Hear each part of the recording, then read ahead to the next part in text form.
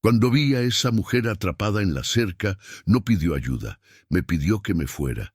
Por favor, váyase, dijo ella con la voz débil. Aquello no tenía sentido. Estaba herida, sin fuerzas, pero aún así tenía más miedo de mí que de quedarse ahí. Y fue en ese momento cuando me di cuenta de que aquello no era solo un accidente. Alguien le había hecho eso y podía estar regresando. Mi nombre es Néstor, Néstor Cardoza. Soy ranchero desde antes de saber que lo sería. Nací en esta tierra, crecí aquí, me casé aquí, enterré aquí lo que tenía de más precioso. Y cada vez que creo que ya me acostumbré al peso de todo esto, el desierto me recuerda que acostumbrarse no existe. Solo existe cargar con ello. Al final de aquella tarde venía regresando del potrero de abajo. Había ido a revisar la represa después de 2 días sin pasar por allá. En esta época del año, principios de septiembre, con el sol todavía mandando y la lluvia ni en promesa, cualquier descuido con el agua es pérdida segura. He perdido ganado por menos. He perdido cosecha por menos también. La tierra aquí en el norte de Sonora no perdona distracciones, y yo aprendí eso pagando caro. El vallo estaba tranquilo debajo de mí. Él es así, un caballo viejo, color vallo oscuro casi café, con una mancha blanca en forma de medialuna en la frente. 16 años. Lo compré siendo un potrillo en una feria en Hermosillo, y desde entonces lo hemos hecho todo juntos. Pasé las peores noches de mi vida encima de él. Cuando Elena murió, hace 3 años, fue el vallo quien me llevó al medio del campo a las 2 de la mañana, mientras yo lloraba sin saber ya hacia dónde mirar. Caminó conmigo en silencio toda la noche, sin prisa, sin miedo, como si supiera que eso era lo que yo necesitaba. Caballo bueno es así, no pregunta, solo se queda. El camino de tierra que corta mi propiedad tiene unos 4 kilómetros de largo antes de llegar al casco del rancho. Conozco cada bache, cada curva, cada piedra suelta en esta senda. De día o de noche, con los ojos cerrados si hace falta. Ya lo he recorrido bajo la lluvia, en la sequía, con fiebre, con un dolor de espalda que no me dejaba respirar bien. Es un camino que hago en automático, con el cuerpo y la cabeza en piloto automático, dejando que el pensamiento vuele. Ese día estaba pensando en Elena. Pasa así a veces sin avisar. No es un recuerdo que yo llame, es uno que aparece. La forma en que doblaba los trapos de cocina antes de guardarlos. Siempre 3 dobleces exactos. El olor de su cabello después del baño por la tarde. La voz baja que tenía cuando estaba concentrada en algo y no se daba cuenta de que yo la miraba. Pequeñas cosas. Siempre son las pequeñas cosas las que se quedan. El vallo bajó el paso de repente. No frenó. Solo dudó. Como si hubiera sentido algo adelante. Conozco ese comportamiento. Cuando hace eso es porque hay algo que no debería estar ahí. Una cascabel cruzando el camino a veces, un animal muerto. Ya ha pasado que sea un tejón grande saliendo del monte sin querer.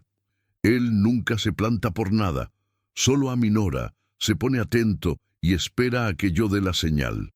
Levanté la vista del polvo.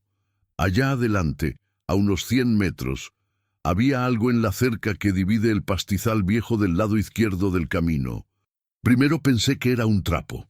En esta región no es raro que el viento traiga costales de lona, jirones de red, cosas que la gente pierde y que van a parar a los alambres.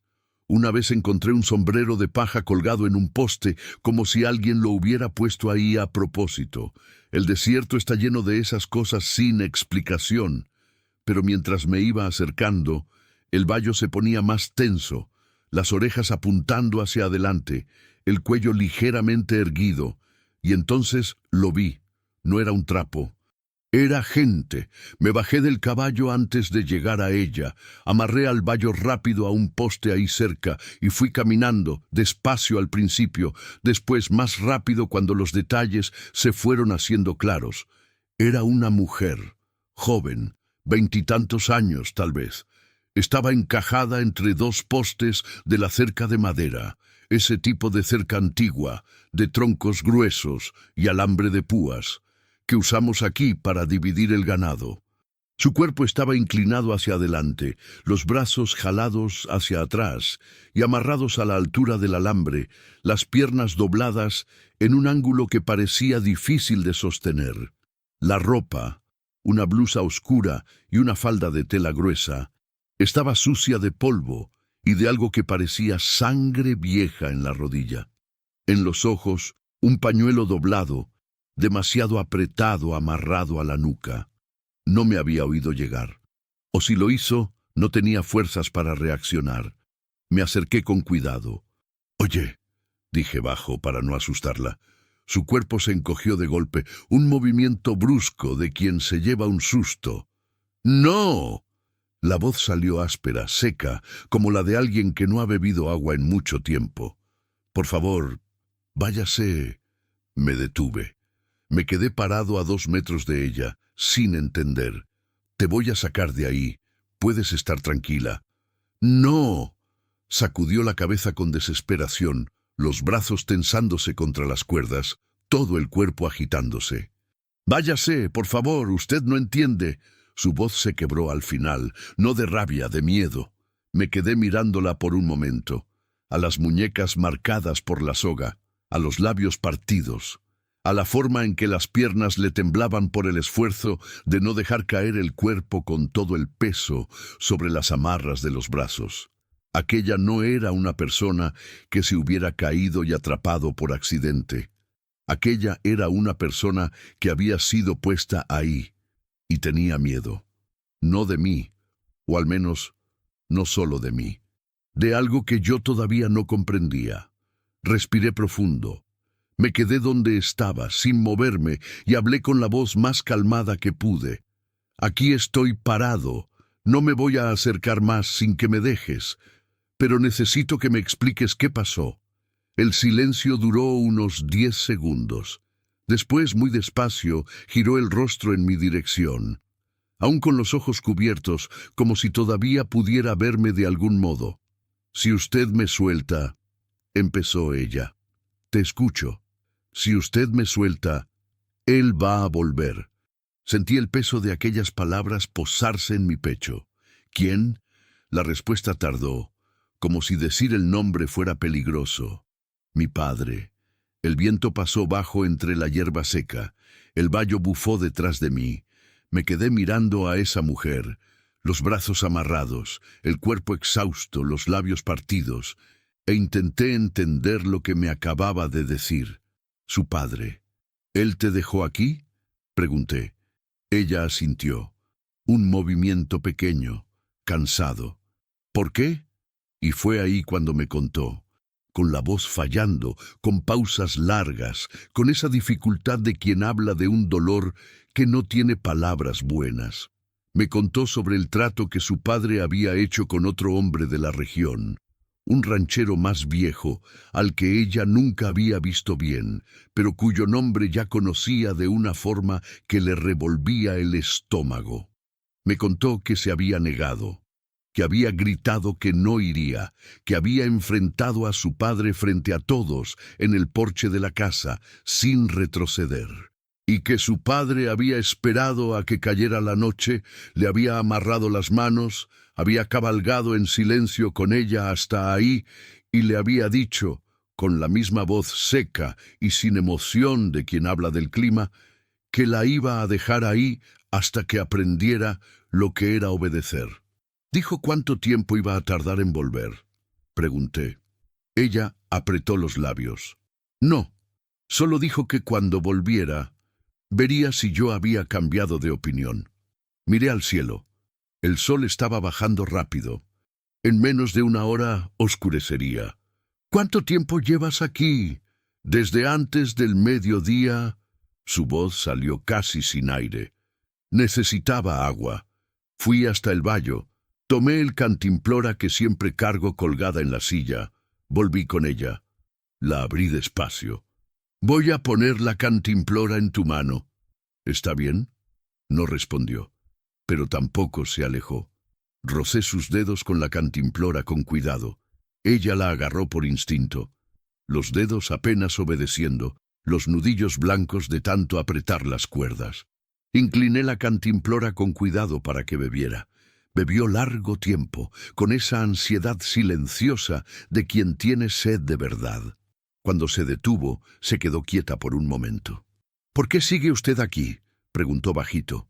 «Todos los que pasaron se fueron. Aquello me golpeó en medio del pecho. ¿Pasó gente?». «2. En camioneta». «Se fueron». Cerré los ojos por un segundo. «Yo no me voy a ir. Usted no sabe con quién se está metiendo». «Tal vez no». Hice una pausa. «Pero sé lo que le pasa a una persona que se queda atrapada así hasta que oscurece. Y no voy a dejar que eso te pase a ti». Se quedó en silencio. Y entonces, muy despacio, el temblor en sus hombros cambió de ritmo. Ya no era solo por el esfuerzo físico. Era otra cosa. Era el tipo de temblor que viene cuando alguien que ya se había rendido de pedir ayuda, recibe ayuda de todas formas. Empecé a trabajar en las cuerdas. Fueron necesarios algunos minutos para soltar los nudos. Habían sido hechos con intención, apretados con fuerza, de esos que no ceden fácil. Mientras trabajaba, fui prestando atención a los sonidos de alrededor. El viento, los grillos empezando, un censontle cantando a lo lejos. Y entonces, en un momento, nada. El censontle se detuvo. Levanté la cabeza. El vallo estaba quieto, las orejas hacia el monte a la izquierda del camino. Me quedé inmóvil por 3 segundos. Escuché. Una rama se quebró. Lo suficientemente lejos para no ser una certeza, lo suficientemente cerca para ser un aviso. ¿Dijo algo más antes de irse?, pregunté, más bajo ahora. La mujer tardó. Dijo que si alguien me soltaba, se arrepentiría el resto de su vida. Miré hacia el monte. No vi nada. Pero había aprendido hace mucho que en el desierto, cuando no ves nada, no significa que no haya nada. Volví a las cuerdas, con más prisa ahora. Cuando el último nudo cedió, sus brazos cayeron hacia adelante y el cuerpo se fue con ellos, sin fuerza, sin equilibrio, un puro colapso de quien aguantó demasiado tiempo. La sostuve por los hombros antes de que tocara el suelo. Estaba ligera, demasiado ligera. «Yo te sostengo», dije bajo. Ella no respondió, pero se dejó. Y a veces, en el desierto, dejarse es lo mismo que confiar. La llevé hasta el vallo con cuidado, paso a paso. La ayudé a subir a la silla. Casi no tenía fuerza en las piernas. Necesité poner su pie en el estribo y darle impulso con mi hombro. Me senté detrás de ella, tomé las riendas por ambos lados y acomodé su cuerpo apoyado contra mi pecho para que no se cayera. Le quité el pañuelo de los ojos con cuidado. Parpadeó varias veces contra la luz débil del final de la tarde. Sus ojos eran oscuros, rojos en las orillas, con esa expresión de quien ya no sabe muy bien qué esperar del mundo. «¿Cómo te llamas?», pregunté. Ella tardó. «Marisela». «Néstor», respondí. «El rancho está ahí nomás, a unos 2 kilómetros. Vas a estar bien». No dijo nada, pero miró hacia adelante, al camino, con una expresión que yo conocía. Era la expresión de quien está empezando, con mucho costo, a creer que tal vez todavía las cosas salgan bien. Le di la señal al vallo para empezar a andar. Y mientras el rancho se iba acercando en el horizonte color brasa, escuché, por segunda vez, el ruido de algo moviéndose en el monte. Más cerca ahora, mucho más cerca. Lo que el silencio esconde. Caballo bueno no necesita espuela. El vallo sintió mi tensión antes incluso de que yo apretara las riendas. Aceleró el paso solo, saliendo de ese trote lerdo de fin de día hacia un andar más firme, más decidido, como si él también hubiera escuchado lo que yo escuché en el monte. Marisela estaba apoyada en mi pecho, sin decir nada. No era el silencio de quien está bien, era el silencio de quien gastó todas las palabras que tenía y ahora solo logra existir, respirar, parpadear, sentir el cuerpo doliendo en cada lugar donde la soga lo había marcado. Podía sentir el calor débil que venía de ella, ese calor seco de fiebre baja o deshidratación seria, y la forma en que respiraba, corto, superficial, como si respirar profundo doliera. Yo tampoco dije nada. Solo fui conduciendo al vallo con las riendas firmes, los ojos en el camino al frente y los oídos vueltos hacia atrás, porque aquel ruido en el monte no se había salido de mi cabeza. Rama que se quiebra sola hace un sonido diferente a rama que se quiebra bajo peso. 43 años andando por esta tierra me enseñaron esa diferencia mejor que cualquier cosa.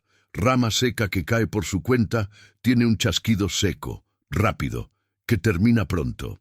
Rama que se quiebra porque alguien la pisó o porque un animal grande pasó, tiene un quiebre en dos tiempos, con un crujido antes del chasquido, como si la madera estuviera protestando antes de ceder.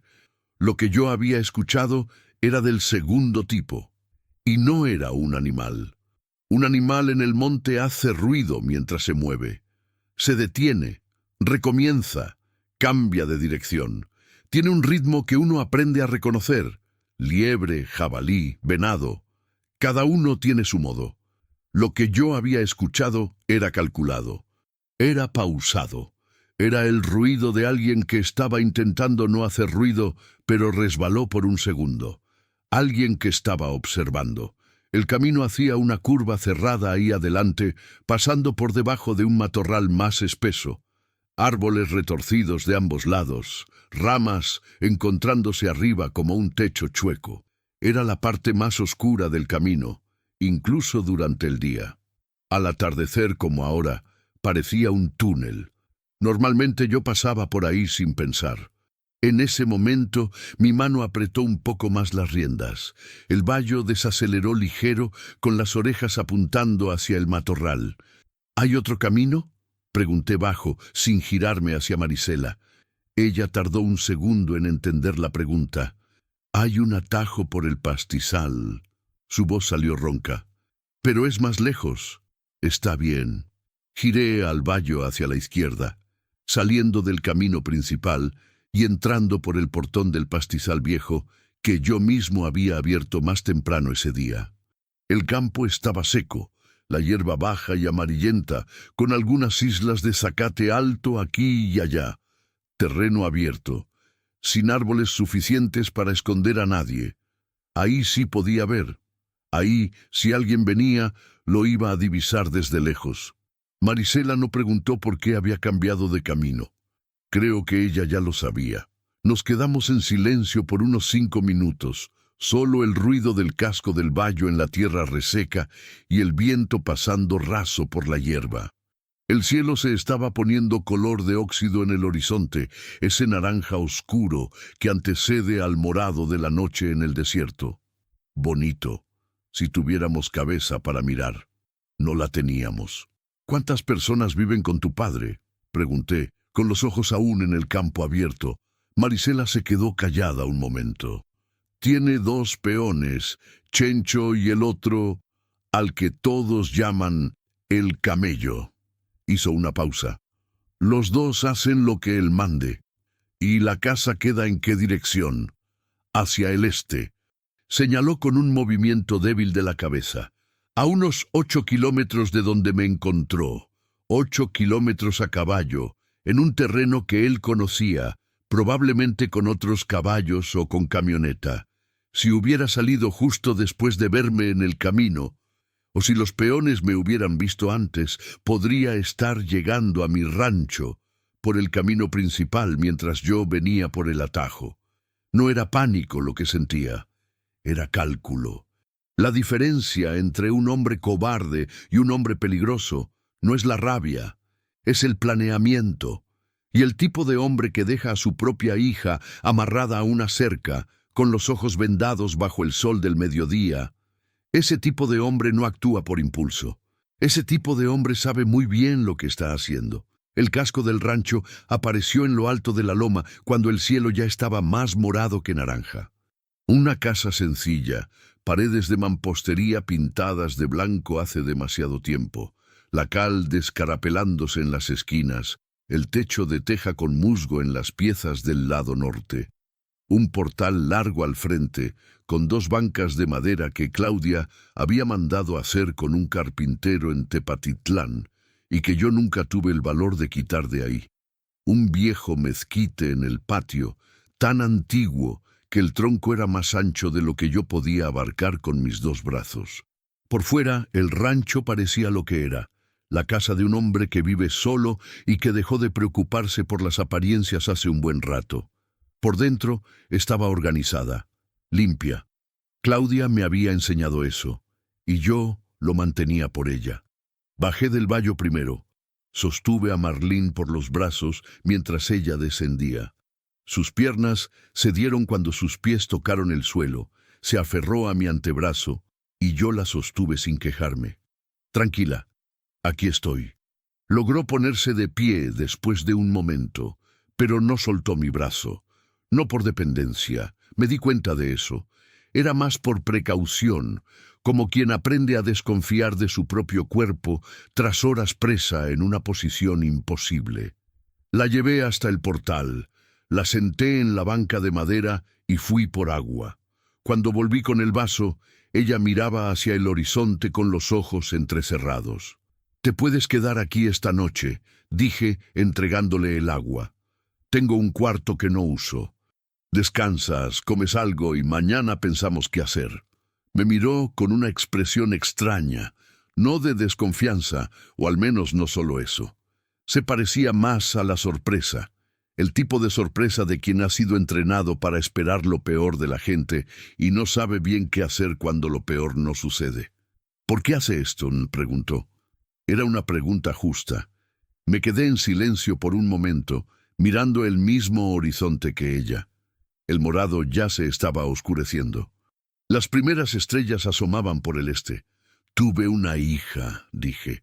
«No llegó a nacer, pero si lo hubiera hecho, me gustaría que alguien hiciera esto por ella». Marlene no respondió, pero se bebió el resto del agua despacio, sin quitar los ojos del cielo. Hice lo que había que hacer. Mientras ella se quedaba en el portal recuperando fuerzas, yo cuidé del vallo. Le quité la silla, le di agua y forraje, y cerré el potrero de abajo. El trabajo de siempre.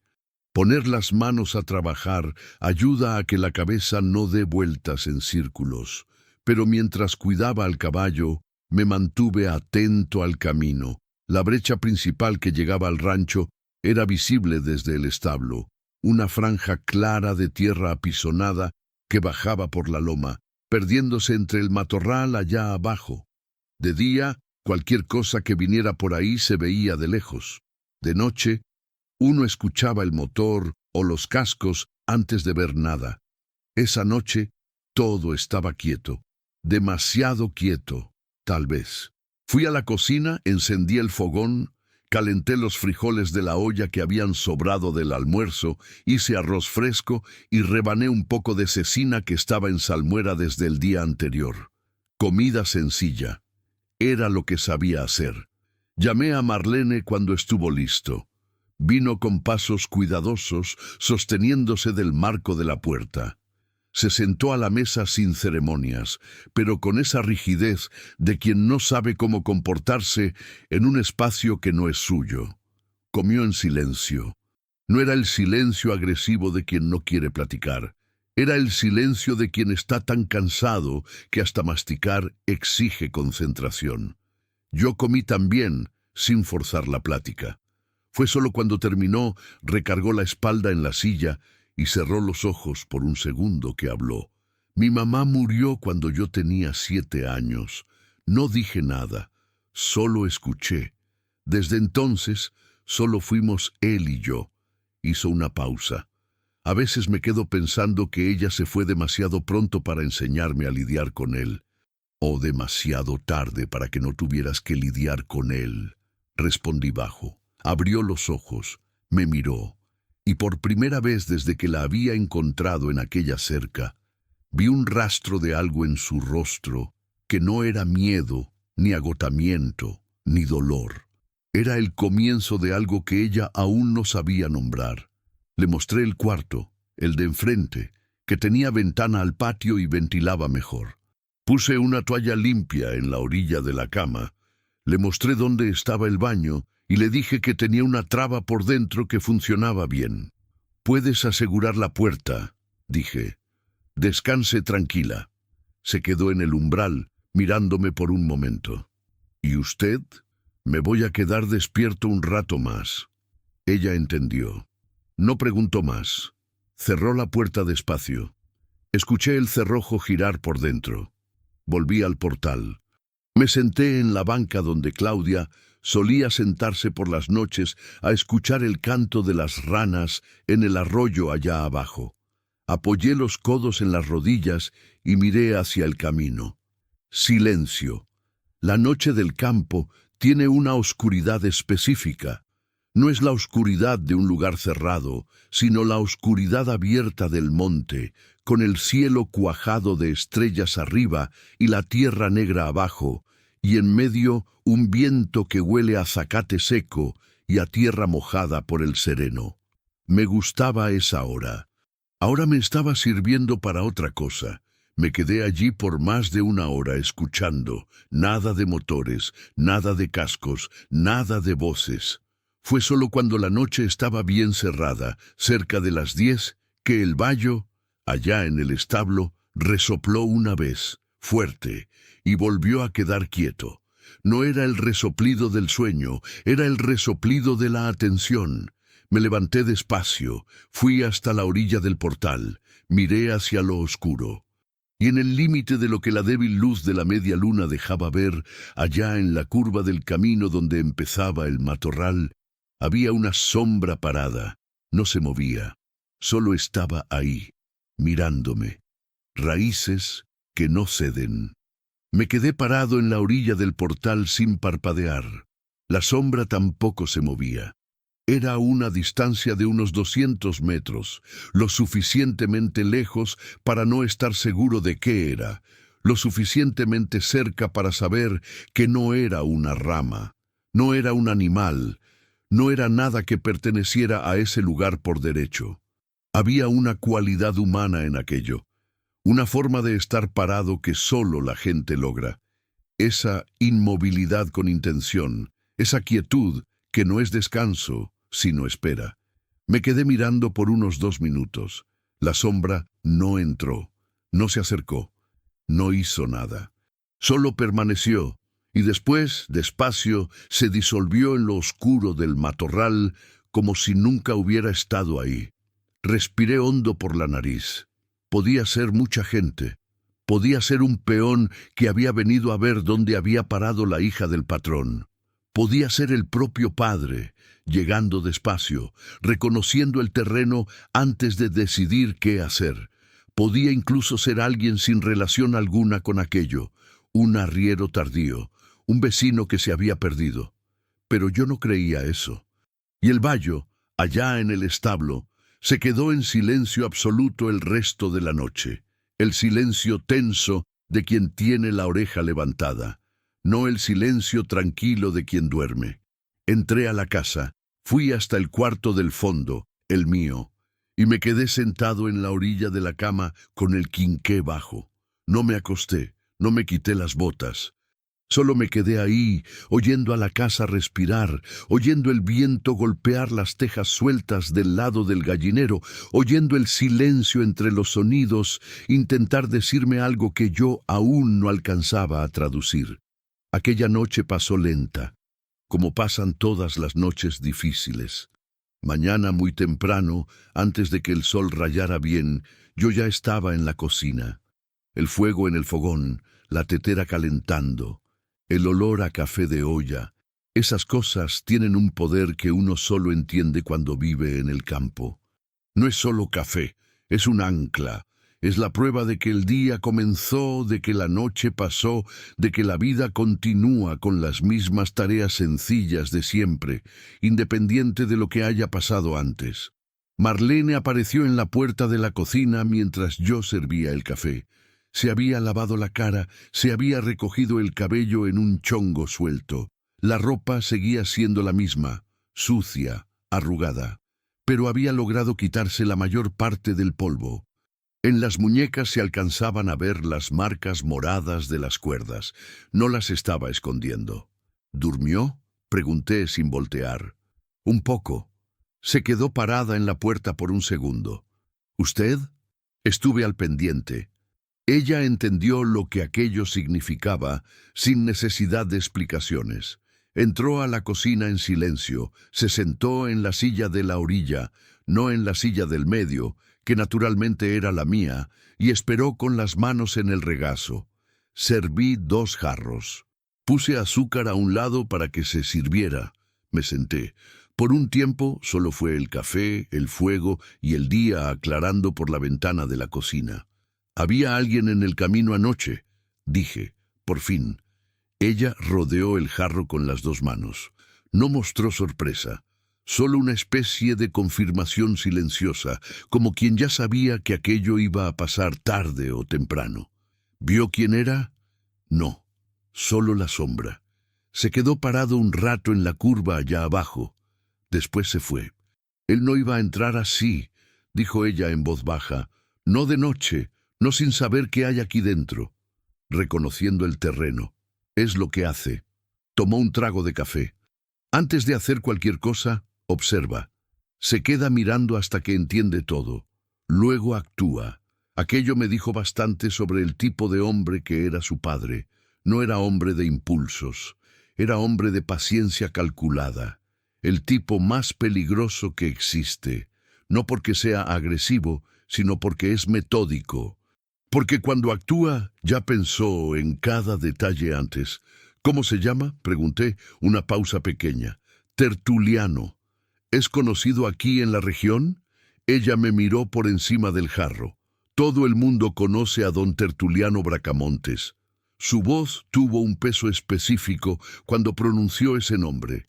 El peso de quien creció escuchándolo dicho con respeto por gente que tenía miedo. Tiene tierras a ambos lados de la carretera estatal por unos 15 kilómetros. Ganado, siembra, arrendamientos. Un hombre que tiene tierras así, aquí en los Altos, no acostumbra a escuchar un «no». «Pero tú dijiste que no». Bajó los ojos al jarro. «Lo dije. Y yo necesitaba saber el nombre», dije, terminando mi café.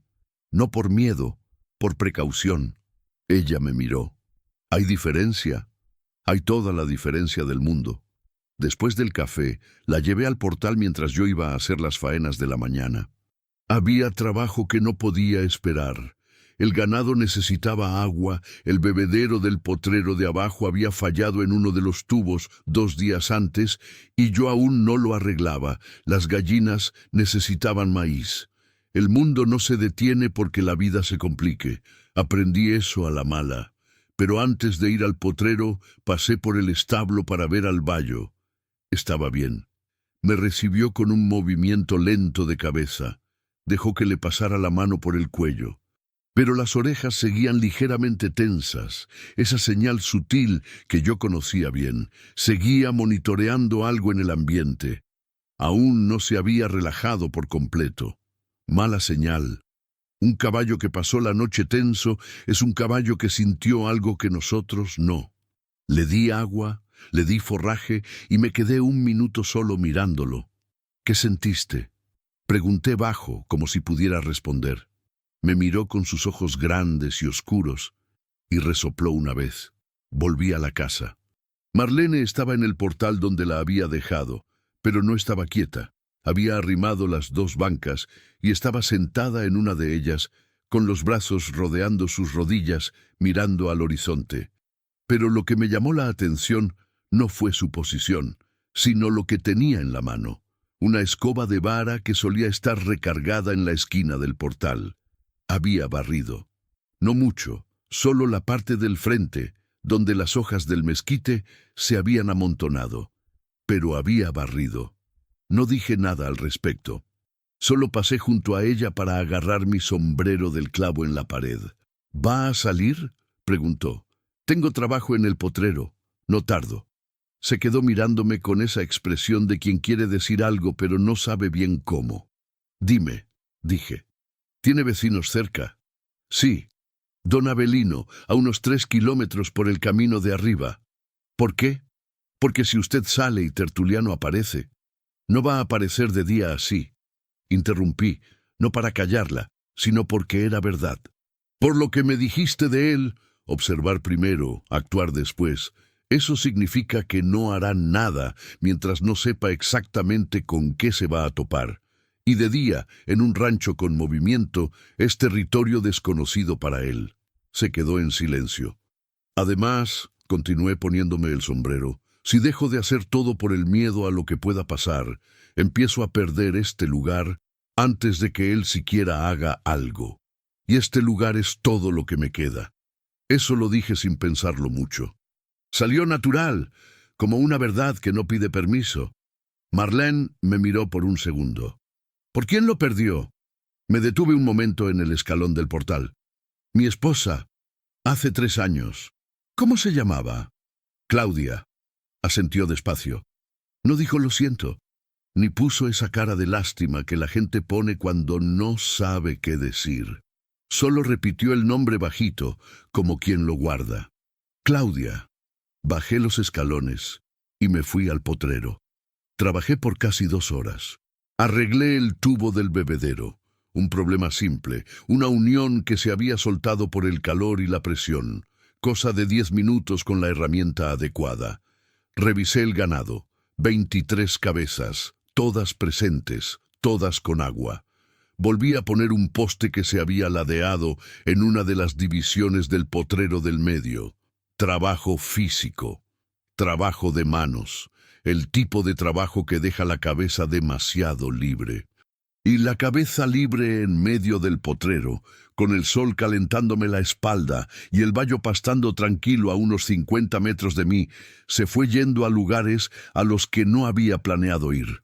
Fui pensando en Marlene, no de la forma en que uno podría imaginar que un hombre solo piensa en una mujer joven que aparece de repente en su vida. No era eso, era más simple y más pesado al mismo tiempo. Era el tipo de pensamiento que viene cuando uno reconoce en otra persona un dolor que conoce de cerca. Ella había crecido sin madre, había sido moldeada por un padre que confundía obediencia con amor y control con protección. Había llegado a un punto de su vida en que el único acto de valentía que conocía, decir no, había resultado en ella amarrada a una cerca en medio del monte con los ojos vendados. Y aún así, cuando yo aparecí, lo primero que hizo fue pedirme que me fuera, no porque no quisiera ayuda, sino porque estaba tan acostumbrada a que el mundo castigara a quien se le acercaba, que le pareció más seguro protegerme a mí que aceptar protección. Eso me decía todo sobre lo que Tertuliano había construido dentro de ella a lo largo de los años, y me dejó con una rabia fría que fui empujando al fondo del pecho mientras trabajaba. Cuando volví al casco, el sol ya estaba alto, y el calor era de ese tipo que hace que el aire vibre sobre la tierra. Marlene no estaba en el porche. Por un segundo el corazón me dio un vuelco, pero entonces escuché ruido en la cocina. Entré. Ella estaba frente al fogón. Había encontrado los frijoles que yo había dejado en remojo desde la víspera, los había puesto al fuego y los meneaba con la cuchara de madera, con esa concentración quieta de quien hace algo para ocuparse y al mismo tiempo para ayudar. Cuando me oyó entrar, giró el rostro. Pensé que podía ayudar. Puede, dije, quitándome el sombrero. ¿Tiene harina? En el armario de la derecha, lata azul. Ella se dirigió al armario. Yo fui a lavarme las manos en el fregadero. Nos quedamos en silencio por un rato. Ella meneando los frijoles, yo lavándome el polvo de los brazos. El fuego crepitando, el viento golpeando la ventana, el olor de los frijoles con laurel llenando la cocina. Mi madre hacía frijoles todos los días, dijo ella de espaldas a mí. Cada día de su vida, sin falta. Incluso cuando no había casi nada en la despensa, ella hallaba el modo. No respondí, solo escuché. A mi padre le gustaban sus frijoles. Era lo único que lo vi elogiar en toda mi vida. Una pausa. Cuando ella murió, él nunca más volvió a comer bien. Siempre decía que no tenían sazón, que estaban desabridos. Se quedó mirando el fuego por un segundo. Creo que era lo único que amaba de verdad, ¿sabe? Y cuando lo perdió, en vez de quedarse con una nostalgia bonita, se quedó con rabia. La voz no se quebró, pero se volvió fina. Creo que fue ahí cuando cambió. Me sequé las manos en el trapo colgado en la puerta. Perder hace eso con algunas personas, dije. Se vuelve rabia porque la rabia es más fácil de cargar que la nostalgia. Ella me miró de reojo. ¿Y usted sintió rabia cuando perdió a Claudia? Lo pensé por un momento. La sentí. Por un tiempo hice una pausa. Pero luego me di cuenta de que la rabia no me dejaba recordarla bien, que se robaba el espacio de los buenos recuerdos, y entonces preferí soltar la rabia y quedarme con los recuerdos. Marlene se me quedó mirando por unos 3 segundos. Después volvió a los frijoles. Pero vi, de perfil, que mantenía la mandíbula firme. Ese gesto de quien siente algo que no quiere dejar traslucir. Almorzamos juntos, casi en silencio otra vez. Pero era un silencio distinto al de la mañana. Ese silencio de cocina, de frijoles al fuego, de conversación que queda suspendida, pero no desaparece. Ese silencio tiene textura propia, tiene calor. No es el silencio de 2 extraños. Es el silencio de 2 personas que todavía se están convirtiendo en algo que aún no tiene nombre. Después de que terminamos, yo estaba lavando los platos cuando ella habló, de repente, sin preámbulos. Él va a venir hoy. Dejé el plato en el escurridor. ¿Qué te hace pensar eso? Porque ya pasó una noche. Su voz era serena, de ese modo aterrador que se pone cuando uno ya está harto de tener miedo. Él vino ayer a vigilar. Ya sabe dónde estoy. Ya calculó lo que hay aquí. Una pausa. La próxima vez que aparezca, no va a ser para mirar. El sol afuera estaba en lo más alto. El calor hacía que las chicharras gritaran más fuerte. Y en algún lugar de mi cabeza encajó una certeza que yo venía evitando desde la noche anterior. Aquello había dejado de ser un problema de don Tertuliano con su hija. Se había vuelto un problema de don Tertuliano conmigo. Y yo tenía 43 años de norte a mis espaldas para enfrentar eso. Mas también tenía a una mujer en mi cocina que había pasado la vida entera siendo quebrantada por dentro por un hombre que confundía el amor con la posesión. Y yo no iba a dejar que eso continuara. No en mi tierra. Cuando la tormenta tiene nombre, el calor del mediodía en el norte de Sonora no es ninguna broma. No es el calor húmedo de la costa, que sofoca pero al menos avisa. Es el calor seco, directo, que baja del cielo como hierro ardiente y sube de la tierra como horno abierto. El tipo de calor que reseca los labios en minutos, que hace que la vista tiemble en el horizonte, que transforma el campo en un escenario inmóvil donde hasta los pájaros dejan de volar y se quedan en la sombra esperando a que pase. En aquel inicio de tarde, yo estaba arreglando una bisagra de la puerta del chiquero cuando el bayo bufó. Fuerte, una sola vez. El tipo de resoplido que él no hace por nada. Solté la llave inglesa en el suelo y me enderecé despacio. Miré hacia el camino. Había una camioneta parada en la entrada del rancho, blanca, vieja pero bien cuidada, con esa postura de vehículo que pertenece a gente acostumbrada a entrar en cualquier lugar sin pedir permiso, parada justo en medio del portón, sin hacerse a un lado, sin dar paso, como si el portón fuera suyo por derecho. 2 hombres bajaron del lado del pasajero. Otro se quedó al volante. Los dos que bajaron eran anchos, morenos, con sombrero de tejana y la expresión cerrada de quien recibió instrucciones y vino a cumplirlas. Gente de campo, los tales Chente y el Chivo, imaginé. Ninguno de los dos parecía nervioso, parecían lo opuesto, parecían relajados de esa forma en que se pone la gente que está acostumbrada a no encontrar resistencia. Fui caminando hacia ellos, despacio, sin prisa, con las manos visibles a los costados. «Buenas tardes», dije cuando estaba a unos 10 metros. El más grande de los dos, el que iba al frente con una cicatriz fina bajándole por la barbilla, me miró de arriba abajo antes de responder. «Buenas tardes». La voz era gruesa, sin calidez. «¿Usted es el dueño de aquí?» «Soy yo. Vinimos por una muchacha». Lo dijo como quien habla de recoger un encargo olvidado en la tienda. «Hija de don Tertuliano Braga. ¿Lo conoce?» Hice una pausa calculada. «No conozco a ningún tertuliano por aquí». Los ojos del hombre se entrecerraron 1 milímetro. «¿Entonces no ha visto a ninguna muchacha por este camino?» «Este camino pasa por muchos ranchos», respondí. «Pasa gente a cada rato». El segundo sujeto, más bajo, con el cuello grueso de quien carga peso toda la vida, dio 2 pasos lentos hacia un lado, casi imperceptibles, como quien solo se está acomodando.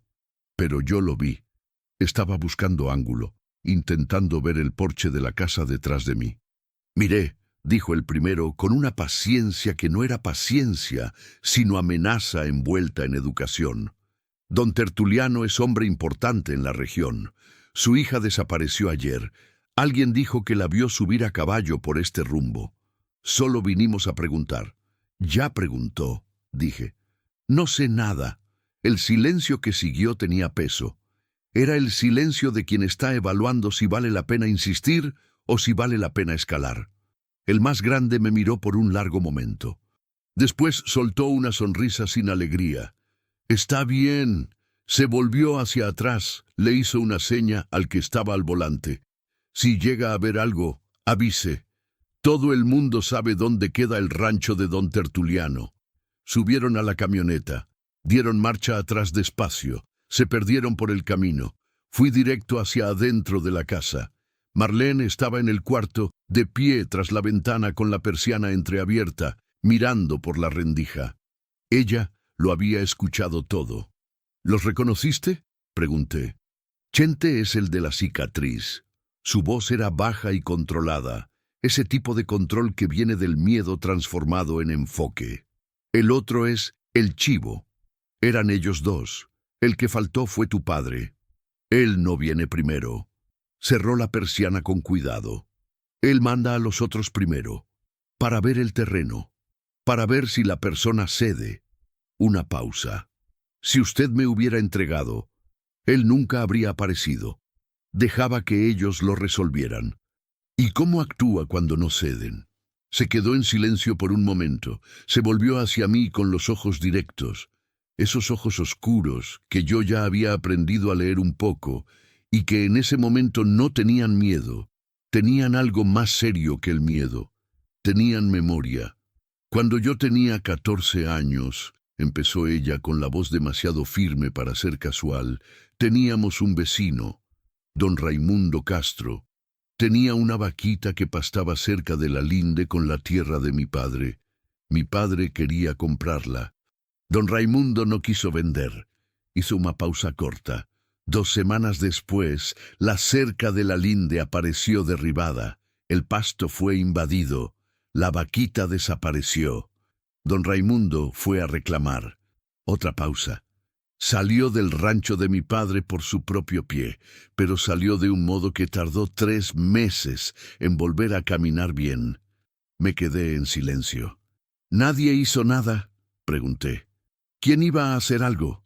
Cruzó los brazos. «La delegación está en Hermosillo.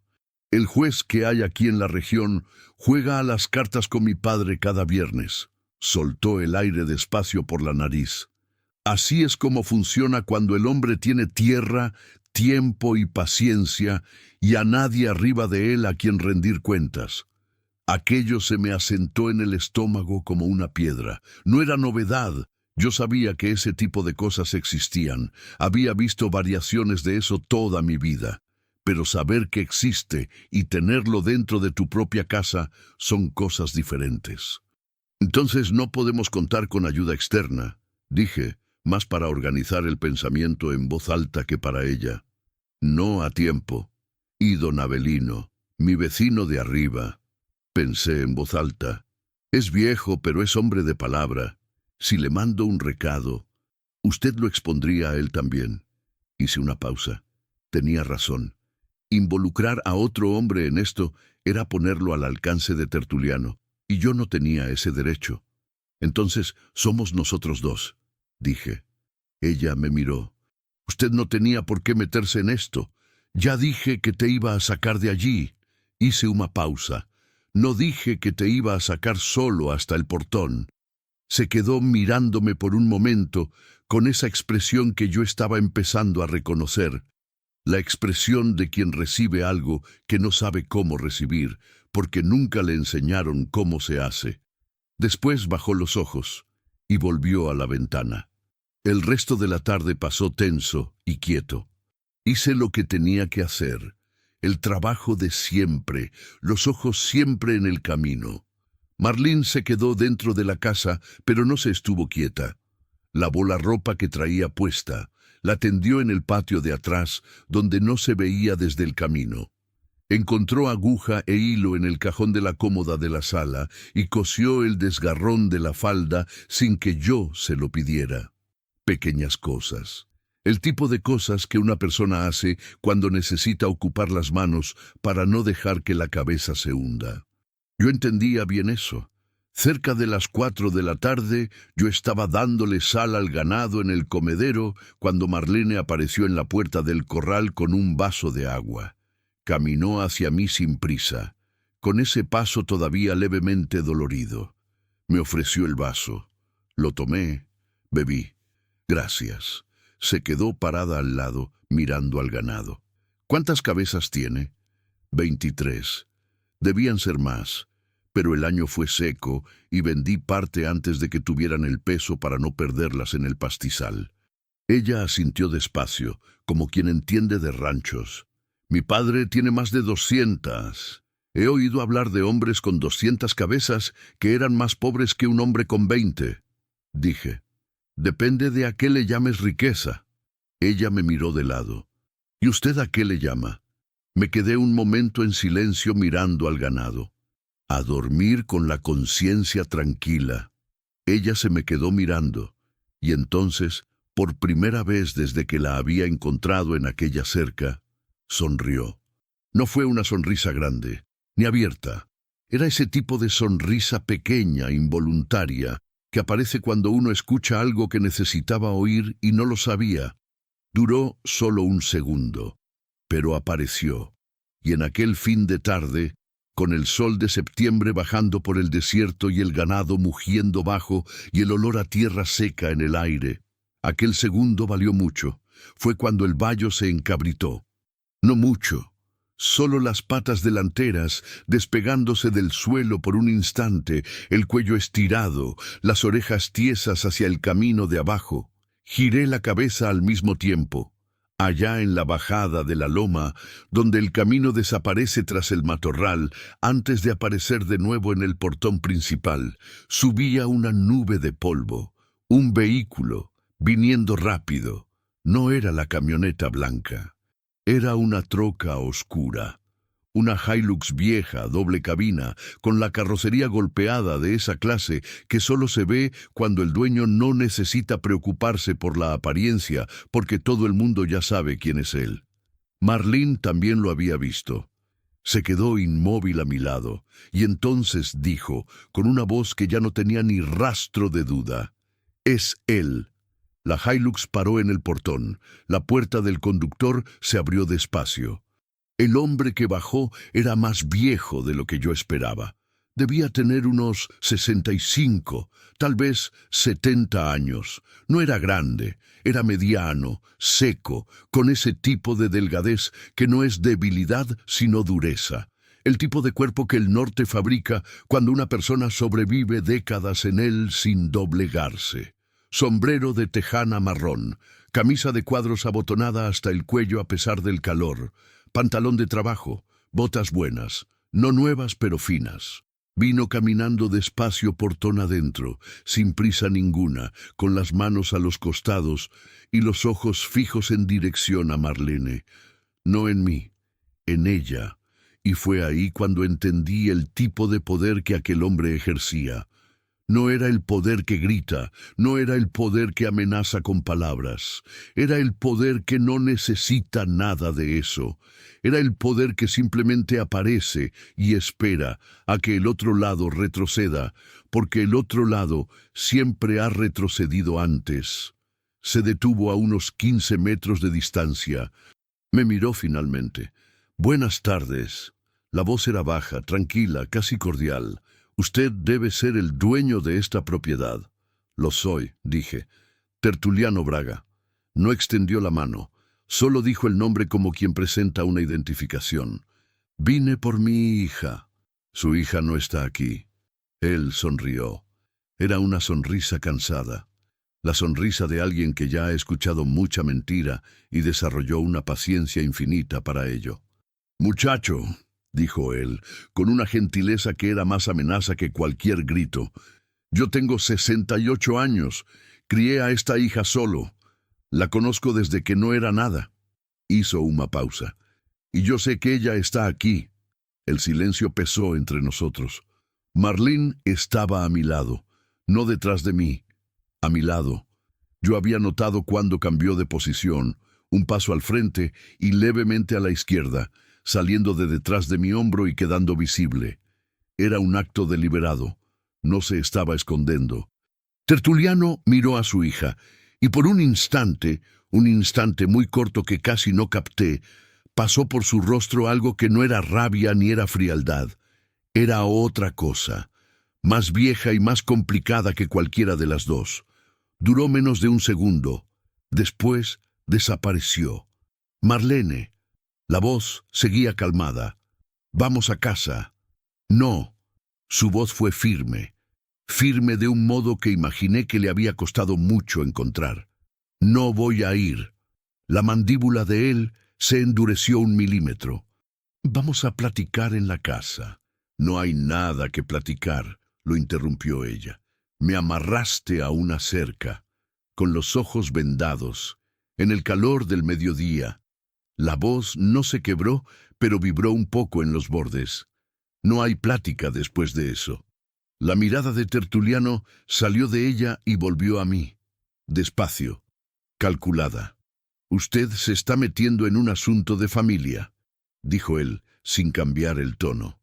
«Un asunto de familia no incluye cuerdas ni vendas», respondí.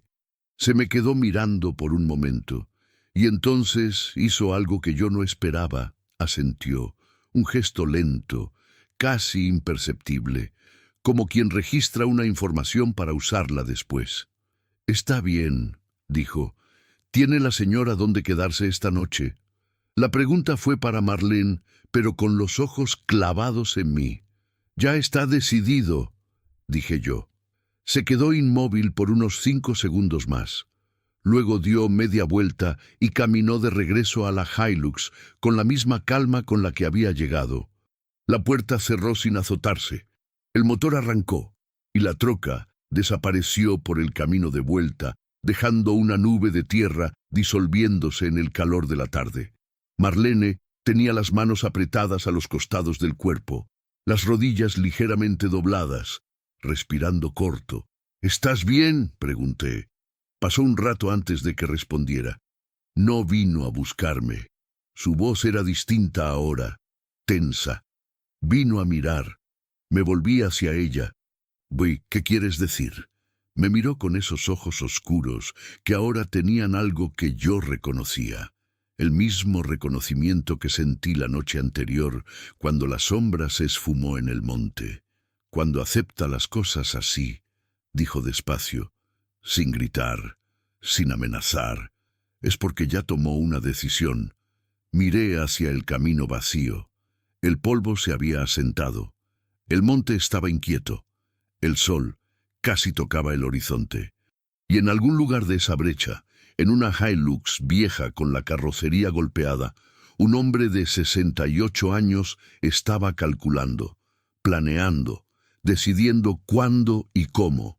Y yo sabía, con la claridad fría de quien ha vivido lo suficiente para conocer estas situaciones, que la peor parte aún no llegaba. Apenas venía en camino. El ruido que la noche esconde.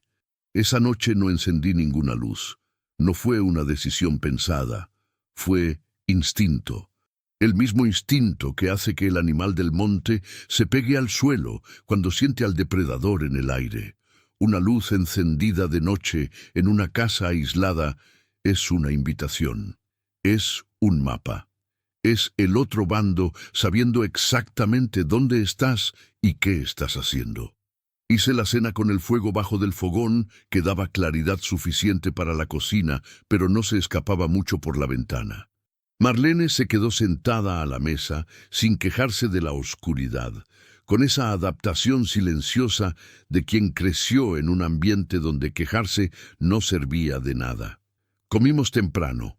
Frijoles otra vez, con tortillas y un pedazo de queso de rancho que tenía guardado desde la semana pasada. Simple, suficiente.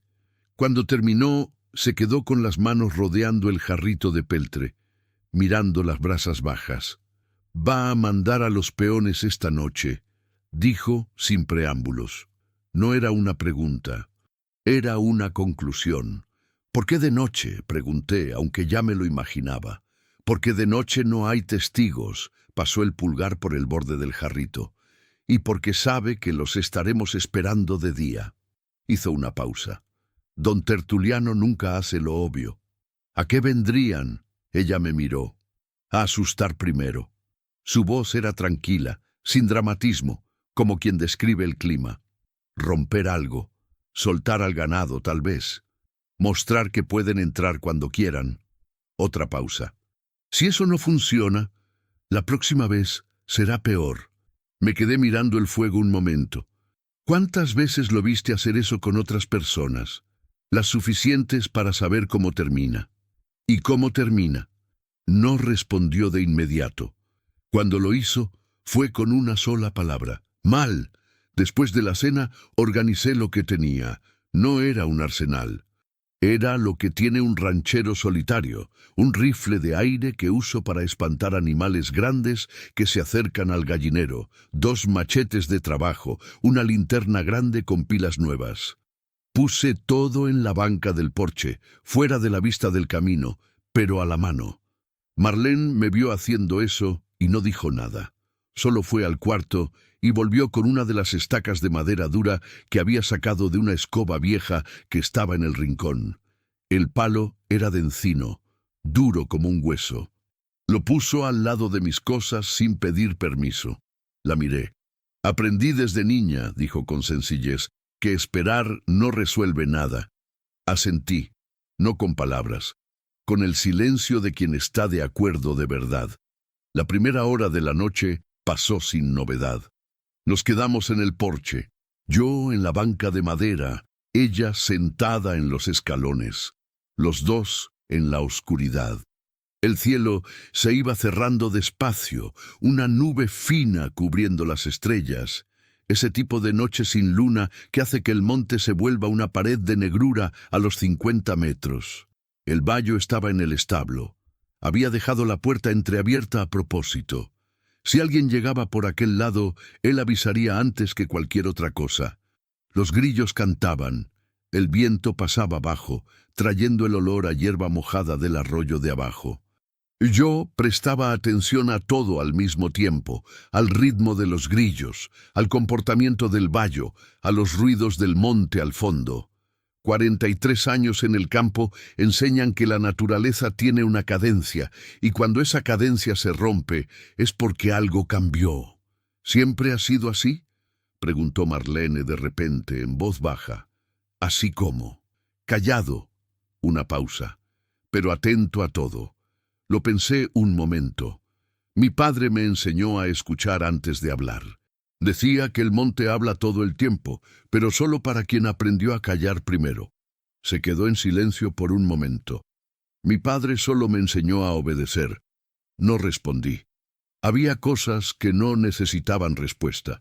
Solo necesitaban a alguien que escuchara sin intentar arreglar nada. ¿Usted cree que él me ama?, preguntó con una voz que cargaba algo mucho más antiguo que esa noche. Me quedé mirando a la oscuridad. Era una pregunta difícil.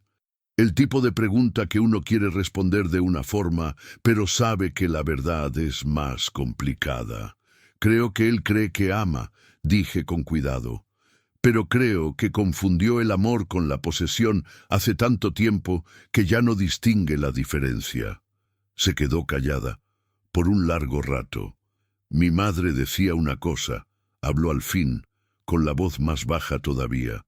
Decía que hay gente que ama con la mano abierta y gente que ama con la mano cerrada. Hizo una pausa. Que ambos son amor. Pero solo uno deja que la otra persona respire. Me quedé mirando el monte oscuro y pensé en Claudia.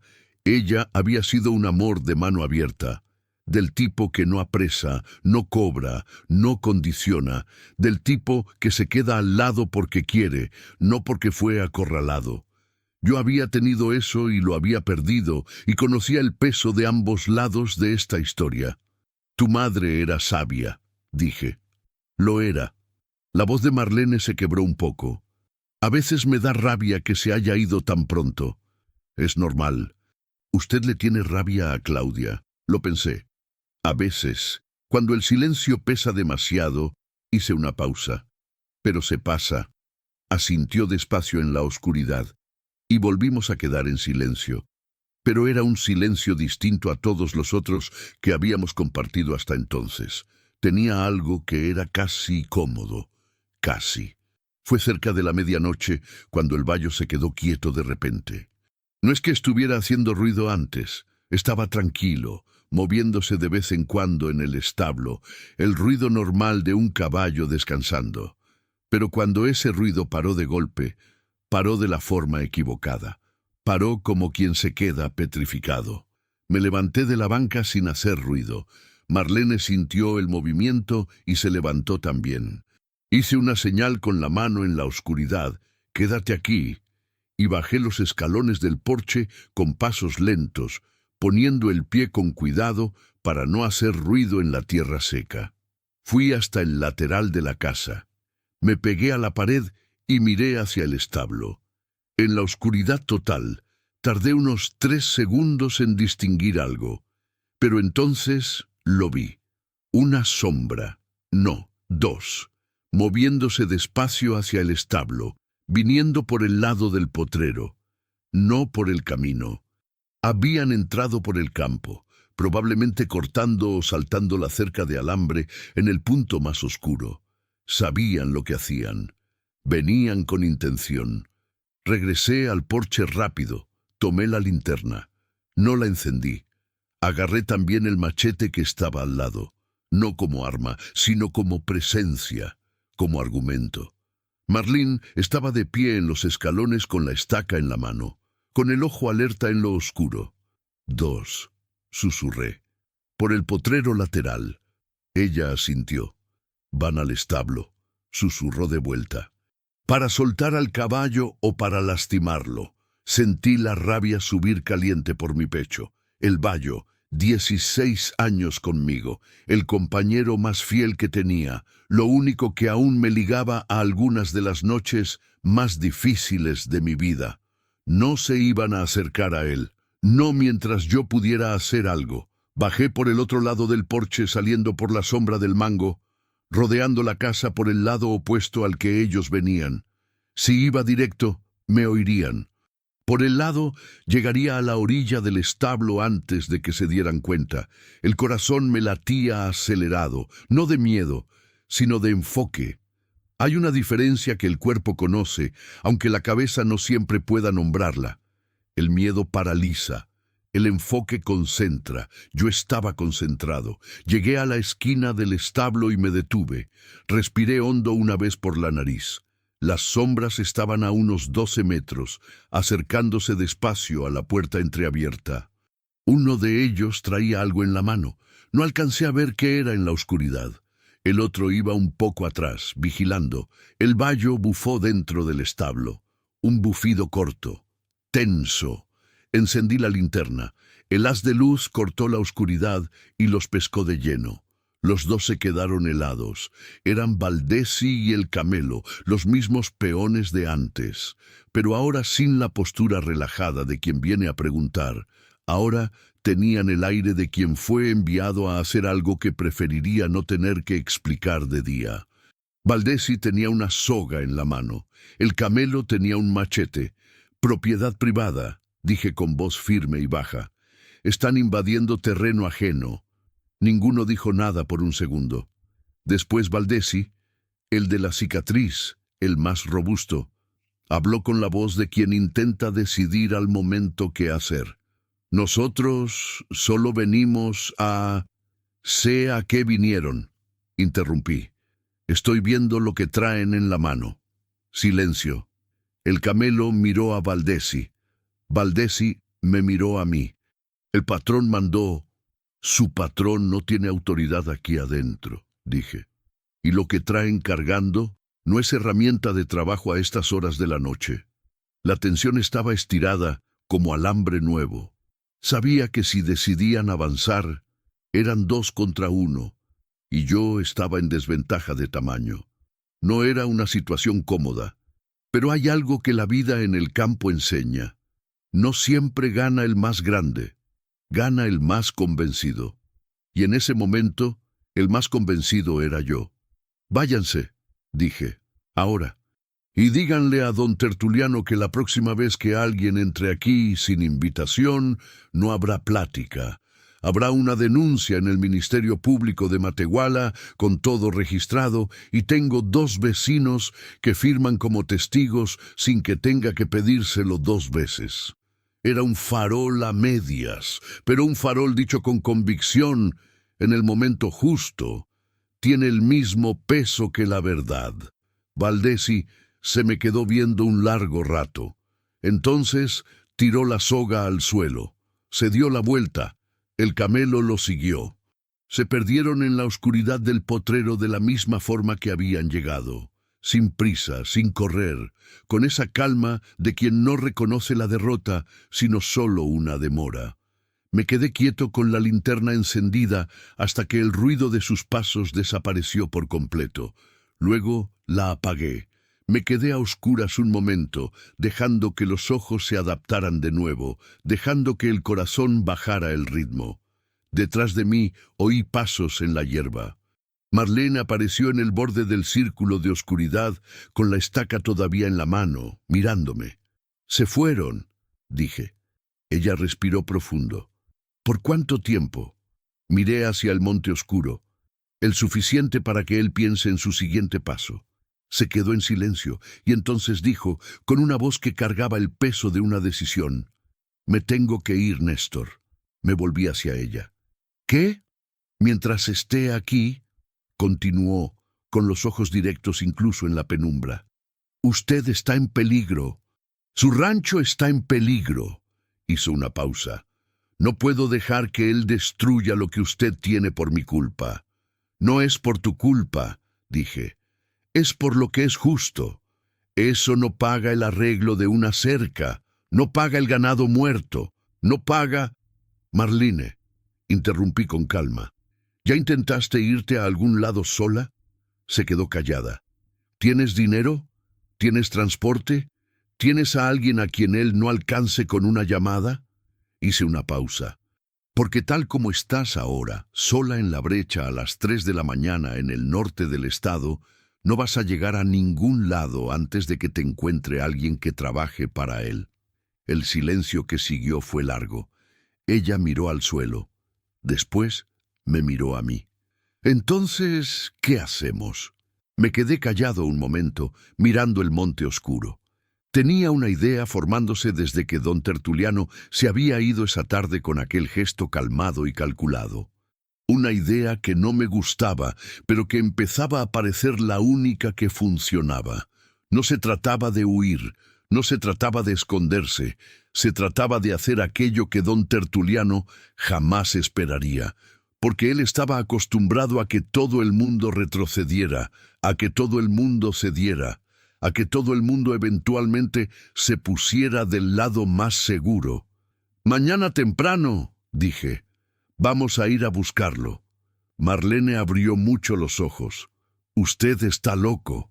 «Tal vez», hice una pausa. «Pero un hombre que actúa en lo oscuro, que manda peones de madrugada, que le pone una soga a su propia hija, ese hombre está acostumbrado a que el mundo funcione por miedo». La miré. «Y lo único que descoloca a quien vive del miedo de los demás es alguien que no le tiene miedo». Se me quedó viendo un largo rato, con esos ojos oscuros que habían visto cosas que no debían haber visto y cargaban con eso desde hacía demasiado tiempo. ¿Y si sale mal? Puede salir mal, no mentí.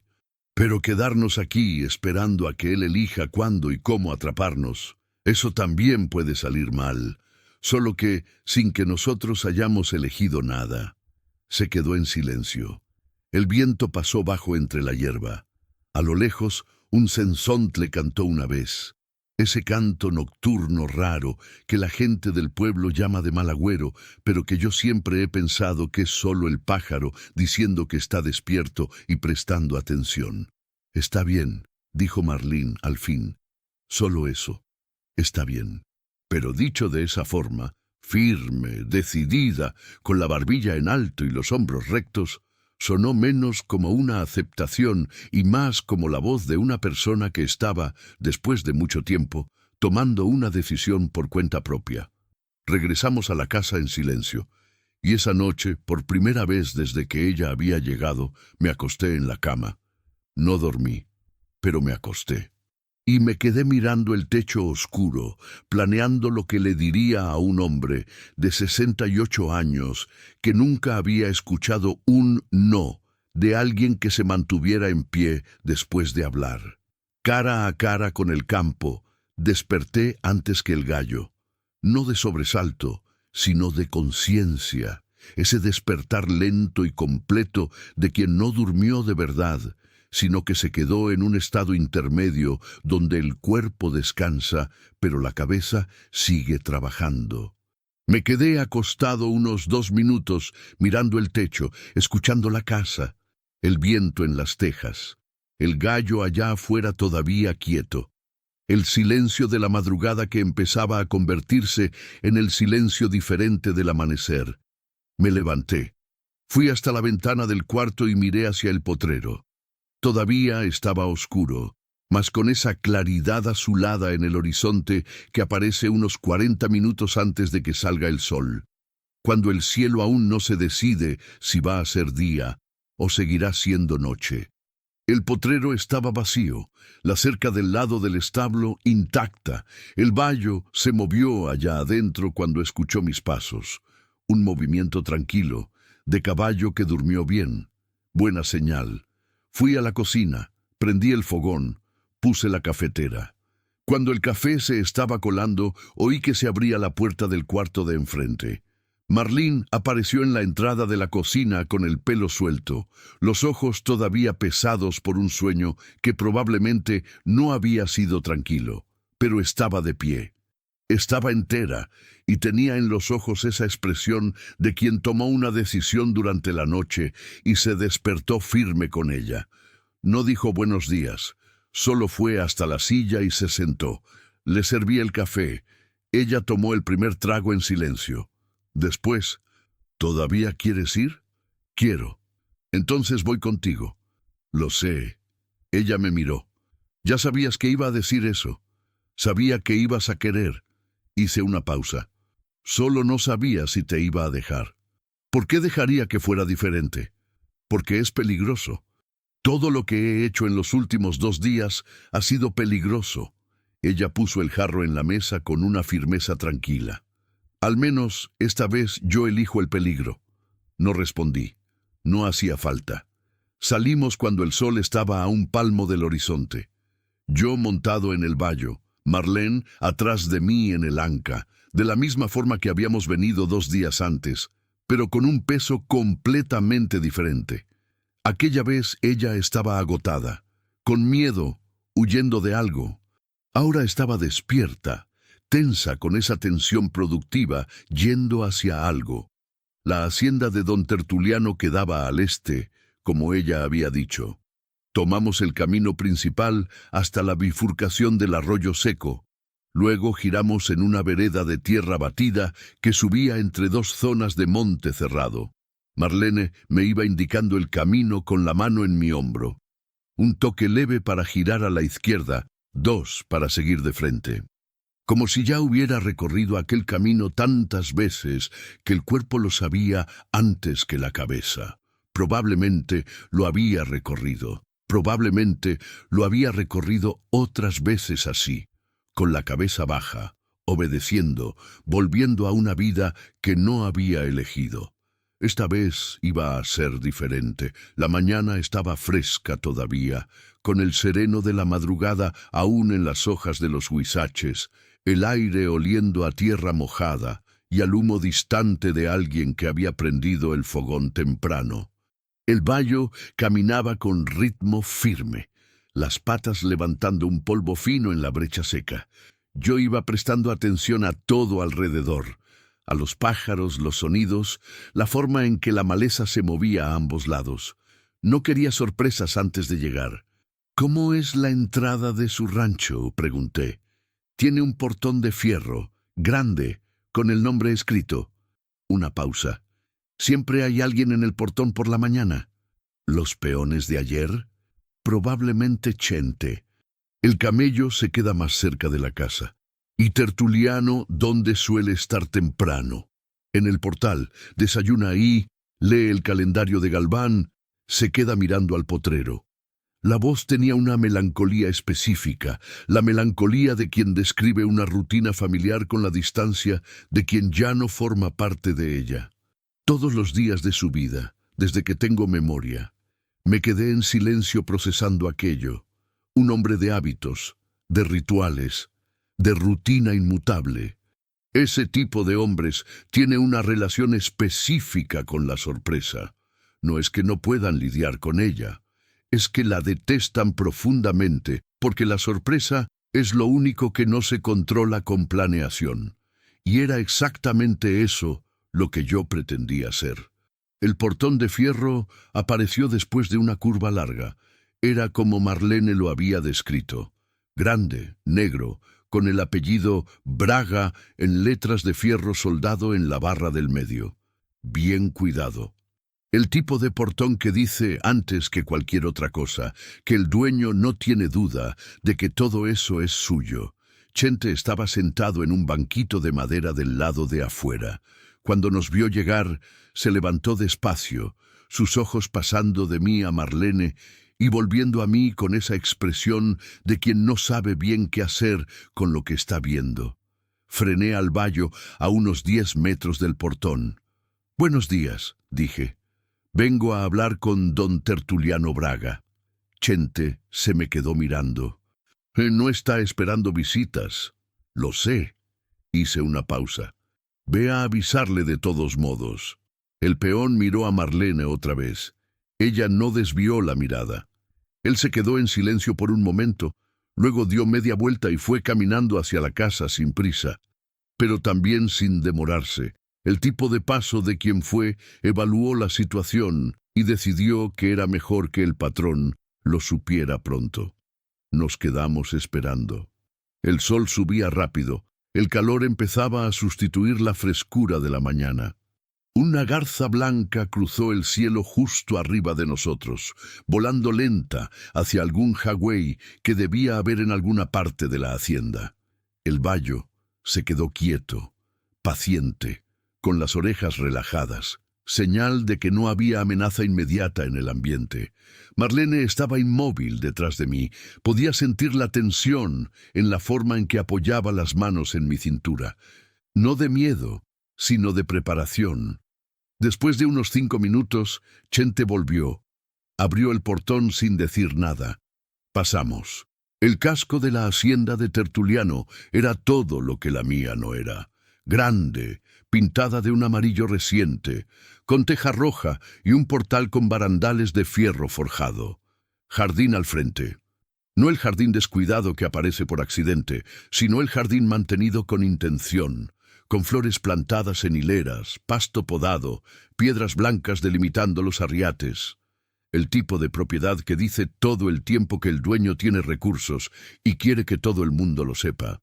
Tertuliano estaba en el portal, de pie. Ya le habían avisado, así que no estaba sentado como de costumbre. Estaba de pie en la orilla del portal, con los brazos cruzados, observándonos llegar con esa calma inalterable que yo ya había visto la víspera. Me bajé del vallo. Ayudé a Marlene a bajar. Amarré al vallo en el poste cerca del jardín y fui caminando hacia el portal con Marlene a mi lado. Nos detuvimos a unos 3 metros de las escaleras. Por un momento, nadie habló.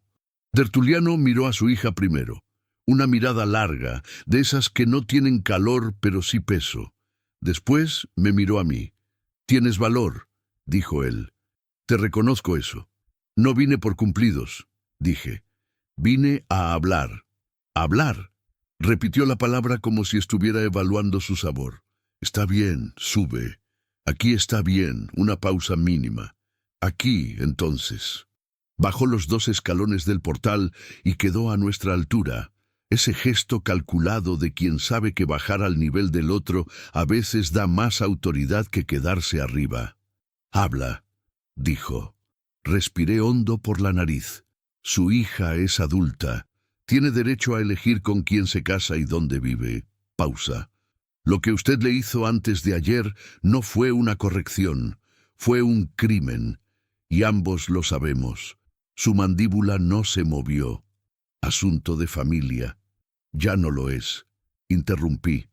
Se volvió asunto mío cuando la encontré amarrada en mi camino, con los ojos vendados, bajo el sol del mediodía. Hice una pausa. Y se volvió asunto de la ley cuando sus peones invadieron mi propiedad de madrugada con sogas y machetes. Silencio. El camello había aparecido por un lado de la casa en algún momento. Estaba parado recargado en la pared, con los brazos cruzados, observando.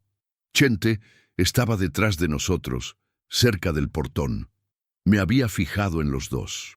Tertuliano me miró por un momento con esa expresión de análisis calmado. «¿Qué es lo que quieres, exactamente?» «Quiero que reconozca que ella tiene el derecho de irse. Es mi hija. Y es adulta». Mantuve la voz baja y firme. Ambas cosas son verdad al mismo tiempo. Se me quedó viendo. Después miró a Marlene.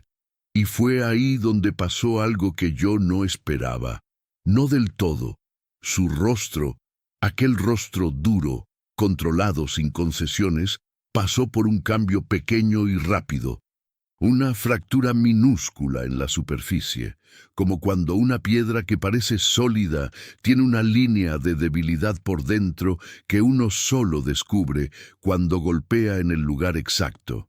Miró a su hija con unos ojos que tenían dentro algo mucho más antiguo y mucho más complicado que la rabia. Tenían pérdida. «Marlene», dijo él, con una voz levemente diferente a la de antes. Ya no era la voz del hombre acostumbrado a mandar, una voz más vieja que aquella. «Sabes que yo solo quiero lo mejor para ti». «Tú quieres lo mejor para ti», respondió ella, con una calma que le costó mucho alcanzar. «Siempre has sido diferente». Él se quedó mirándola. Y en el silencio que siguió, entendí algo sobre aquel hombre que no había entendido antes. No era solo crueldad. Era un hombre que había perdido a la mujer que amaba. Se había quedado con una hija que era el retrato vivo de esa mujer. Y durante años había intentado controlar a esa hija porque controlar era lo único que le impedía sentir cuánto había perdido. No era una excusa. No cambiaba lo que había hecho, pero era la verdad. Y la verdad, aunque no absuelva, a veces explica. «Ella no se va a casar con un hombre que no quiere», dije yo, rompiendo el silencio con cuidado. Y no va a volver a una casa donde tiene miedo. Hice una pausa. Pero usted todavía tiene una hija, don Tertuliano. Aún está a tiempo de ser el padre que ella necesitó y no tuvo. Solo que ese camino no pasa por sogas ni por tratos hechos a sus espaldas. El viejo se me quedó viendo. Por un largo momento, el campo alrededor estaba quieto. El camello no se movió. Chente no se movió. El bayo resopló una vez, allá en el poste, ese resoplido suave de quien espera pacientemente. Tertuliano miró al suelo por un segundo. Después levantó los ojos. Y me preparé para cualquier cosa, para la rabia, para la amenaza, para la orden de que los peones avanzaran. Pero no fue eso lo que vino. El casamiento no se hace, dijo él, al fin, con voz baja, pesada. Deshago el trato. Marlene se quedó inmóvil a mi lado. Y ella, continuó él sin mirar a su hija, puede quedarse donde quiera. El silencio después de aquello tuvo una textura diferente a todos los silencios de esa mañana. No era silencio de tensión, era el silencio de algo que finalmente descansa. Marlene se quedó mirando a su padre por un momento, con una expresión que yo no podía leer completamente. Había alivio, había dolor viejo, había esa mezcla imposible de sentimientos que solo existe entre padres e hijos que se han lastimado demasiado profundo y no saben si todavía tienen forma de volver. ¿Por qué?, preguntó ella con la voz baja. Tertuliano tardó en responder. Porque tienes los ojos de tu madre, dijo él por fin. Y yo ya la hice llorar demasiadas veces cuando todavía estaba aquí. Aquello cayó en el silencio de la mañana como una piedra en el agua. Nadie habló por un tiempo. El sol estaba alto ahora, calentándonos la espalda. Una huilota cantó en el monte del lado derecho. Ese canto corto y melancólico que el campo conoce bien. Tertuliano dio media vuelta y subió los escalones del portal de regreso. En la puerta se detuvo. No se volteó. Marlene, dijo, de espaldas a nosotros. Ella esperó. A tu madre le habrían gustado esos frijoles que hiciste en la casa de ese hombre. Y entró. La puerta se cerró. El camello desapareció por el costado. Chente volvió al portón y lo abrió sin mirarnos. Tomé las riendas del bayo. Marlene estaba parada, mirando hacia la puerta cerrada, con una expresión que no era felicidad, pero era algo que se parecía al comienzo de la posibilidad de ella. ¿Nos vamos?, pregunté bajo. Se quedó un segundo más mirando la puerta. Después se volvió. Vámonos. Nos subimos al bayo y volvimos por el camino de la mañana en silencio. El buen silencio, el silencio que no pesa, el silencio de dos lados que dijeron todo lo que hacía falta y ahora solo necesitan dejar que el viento se lleve el resto. Pero yo sabía, con esa claridad quieta que el campo a veces concede, que aquello no era el fin. Era el fin de una parte y el comienzo de otra que todavía no tenía nombre. Lo que queda después de la tormenta. La vuelta fue diferente a la ida. A la ida el aire estaba tenso, esa tensión que uno siente en la mandíbula, en los hombros, en la forma en que los ojos van barriendo el lugar sin descanso. A la vuelta, la tensión se había ido, pero no había dejado ligereza en su lugar. Había dejado esa especie de cansancio profundo que solo aparece después de que el peligro pasa, cuando el cuerpo finalmente se da cuenta de que puede bajar la guardia y cobra de golpe todo lo que aguantó. Marlene no dijo nada en los primeros kilómetros. Se quedó con las manos levemente apoyadas en mi cintura, el rostro de lado, mirando el paisaje pasar. Yo la dejé. Sabía que estaba procesando algo que no iba a caber en palabras tan pronto, y que forzar la plática antes de tiempo sería como intentar abrir una puerta que todavía se está decidiendo si se va a abrir. El bayo caminaba despacio, no porque yo se lo hubiera pedido. Él simplemente lo sabía. Un caballo viejo tiene una sabiduría específica sobre el ritmo que el momento pide. Cuando hace falta prisa, lo siente. Cuando hace falta calma, también lo siente. En aquel camino de vuelta con el sol subiendo y el monte quieto a ambos lados y dos humanos encima de él, cargando el peso de una mañana densa, eligió el paso más suave que tenía. Buen animal. Fue cuando pasamos por el arroyo seco que Marlene habló. Él nunca había dicho eso antes. No necesité preguntar qué. Sabía que era sobre su madre. Sobre los ojos, dije. Sobre cualquier cosa. Su voz estaba quieta, sin aristas, ese tipo de voz que aparece cuando hablamos de una herida que aún no cicatriza, pero ya dejó de sangrar. Él nunca me habló de mi madre. Nunca. Era como si ella no hubiera existido dentro de la casa. Las fotos desaparecieron después de que murió. Su nombre no se mencionaba. Una pausa pequeña. Crecí pensando que él no la extrañaba, que para él había sido fácil. ¿Y ahora? Se quedó en silencio por un momento. Ahora creo que fue al revés. Que le dolió tanto que no pudo ni mirar lo que quedó. Dejé aquello en el aire, donde estaba. Algunas conclusiones necesitan espacio para respirar antes de que uno intente comentarlas. No cambia lo que hizo, continuó ella, con la misma voz tranquila. No lo cambia, asentí, pero cambia algo. Hizo una pausa. No sé todavía qué, pero cambia. El vallo bajó una pequeña pendiente, las patas encontrando el suelo firme allá abajo, y la hacienda apareció en el horizonte.